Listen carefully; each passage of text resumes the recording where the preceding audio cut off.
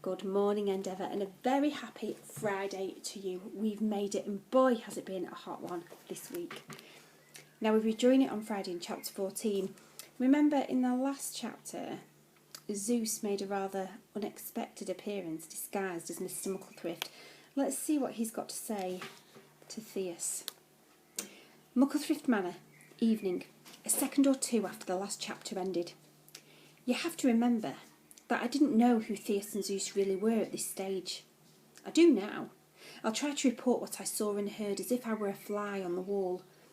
Remember, flies on the wall don't understand what's going on, of course, and flies have wings, otherwise they'd be called wargs. I don't have wings, otherwise I'd be called a fly, or a bat, or a pterodactyl. So forget I said that bit about fly on the wall, because I've got myself all confused now. Zeus raised his eyebrows, or at least he raised Mr. Mucklethrift's eyebrows. That must have been really hard work, because Mr. Mucklethrift's eyebrows were thicker than a thorn bush.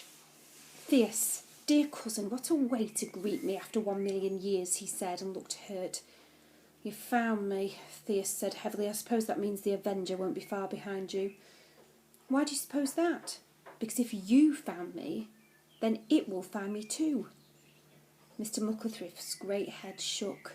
No, I told you the Fury will only find you if you use godly powers and send a green spark into the sky. I didn't track you down that way. Well, then how did you find me? Theus asked.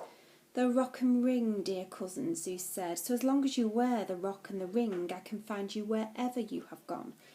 Theus looked at the rough grey rock on the dull metal ring and nodded. What do you want with me? Mr. Mucklethrift's shoulders shrugged. To see how you're getting along and to see if there's any chance of you completing your task and finding a human hero. Theus looked brighter.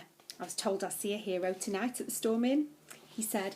At least Mr. Slaughterman and young Jim are going to tell this tale, and then all I'll have to do is find the boy who stood on the burning deck. What if he's dead? These humans don't burn very well, Theus. That's why you shouldn't have given them fire. The cave people were cold, Theus argued. Zeus shrugged Mr. Mucklethrift's shoulders again. Have you seen what they've done with your fire? Zeus said quietly. Theus hung his head. The air is smoky, he agreed.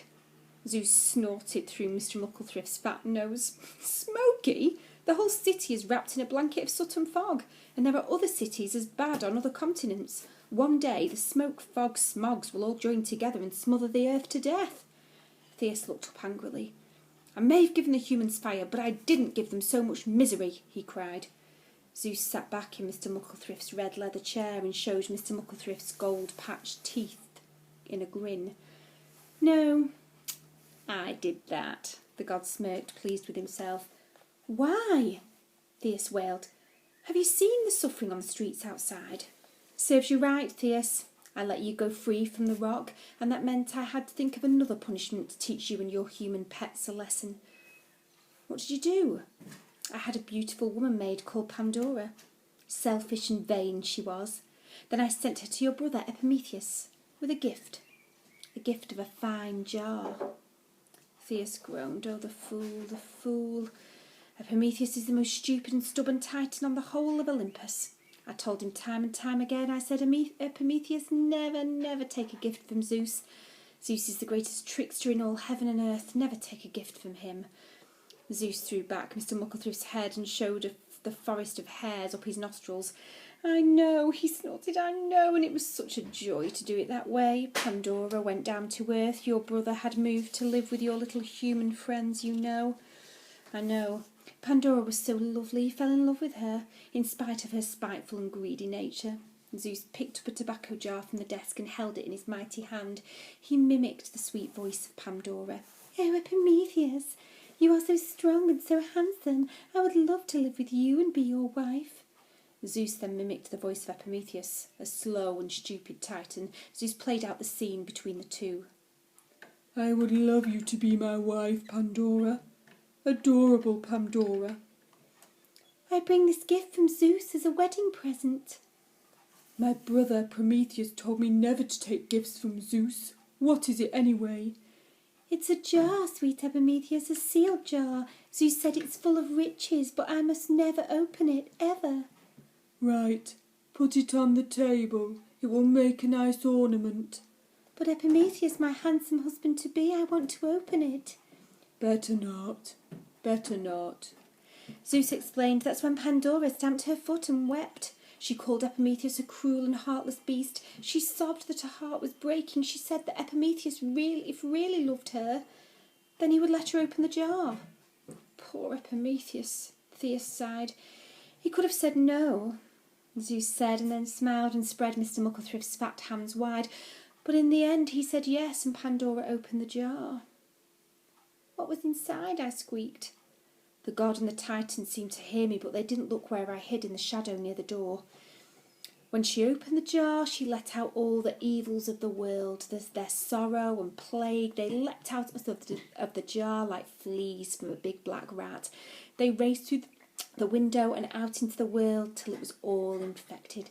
Then out jumped bad luck and misery. Pandora screamed, of course, and struggled to put the lid back on the jar, but out pushed lies and despair. They took the world for their own, and that is what you saw outside tonight, my dear Prometheus, your punishment for giving them fire. My friend shook his head sadly. Was there nothing good in that jar? Zeus leaned forward. One thing, Prometheus, one thing, the one thing that keeps these little humans going through the hatred and the horrors that surround them, the one thing those bruised babies hold on till the end, the one thing that makes a beggar cling to your coattails, the one thing that makes little Jim think that he will get rich by robbery, the one thing that makes you think you can have a human hero. Prometheus turned and looked at me as if he was looking at a stranger for the first time. Do you know what he means? He asked me. There's only one thing that keeps me and Uncle Edward going, I said quietly. And what's that? Hope, I said. Never-ending hope. Zeus clapped the Mucklethrift hands slowly. Well done, my boy. The world would have ended in misery 1,000,000 years ago if it wasn't for hope. The Mucklethrift body began to shimmer and fade. Soon I could see through it like a grimy grey window into the baby farm. The Mucklethrift body began to change its shape too. It was a glorious golden form of a god. He had the ivory wings of a swan, almost too beautiful to look at, certainly too beautiful to tear my eyes away from. It was a beauty that made even the dreary world of Eden City almost unbearable. The snigger that usually hid in the shadows was silenced. In the place of the snigger was a shudder. Eden City was afraid. Zeus smiled a golden smile at me and faded into the golden glimmer. He was gone. All that was left was a glow of a candle. My head ached as I tried to make sense of what I'd just seen. Who are you? I whispered. Theus began to talk quickly. He told me the tale of his imprisonment on the Caucasus mountain range, of his escape and of the flight of Eden City. So you see, Jim, I need to find a hero. If I win my bet with Zeus, then some of Pandora's misery may be lifted from Earth. Can we do it? He asked.